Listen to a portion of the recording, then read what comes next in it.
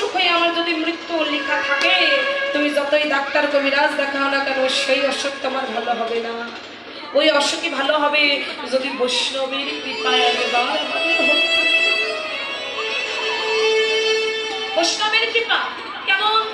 আমাদের চোখ নষ্ট হয়ে গেলে জাগতিক জগতের ডাক্তারের কাছে গিয়ে বলি, ডাক্তার মশাই আমার চোখ ভালো করে দিন, বলি না?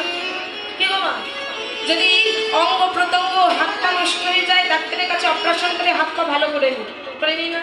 কিন্তু লক্ষ্য করে দেখুন, কারো চরিত্র যদি একবার নষ্ট হয়ে যায়, কি গো বাবা, কারো চরিত্র যদি নষ্ট হয়ে যায়, তাহলে জাগতিক জগতের ডাক্তার কি আর চরিত্র ঠিক করতে পারে?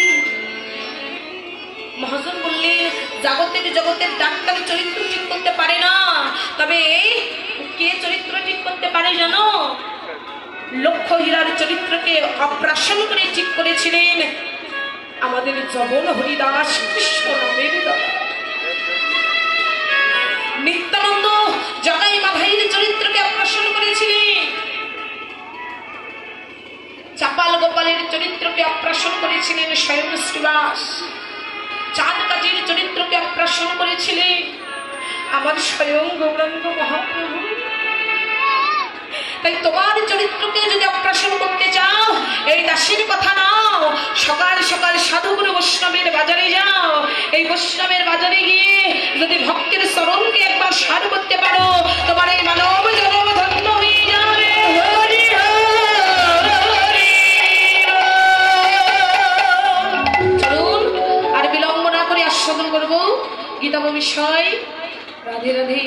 গীতাব বিষয় ইতিপূর্বে শ্রবণ করলেন আপনারা গোমন গোষ্ঠ লীলা, সেই গোমন গোষ্ঠ লীলাকে আস্বাদন করি। আমরা বিশ্রামে রেখে আস্বাদন করব শ্রীমতী রাধারানী সুরজ পূজার ছেলে কৃষ্ণ পূজায় যাবে, সে কৃষ্ণ পূজা আস্বাদন করবো। রাধি কেমন করে যাচ্ছে, লীলা মাঝে ভদ্রটা হবে, আপনারা সকলে ক্ষমা সুন্দর দৃষ্টিতে দেখবেন। আপনাদের সকলের শ্রীচরণে জানাই শত সহস্র করতে ধন্যবাদ। জয় জয়।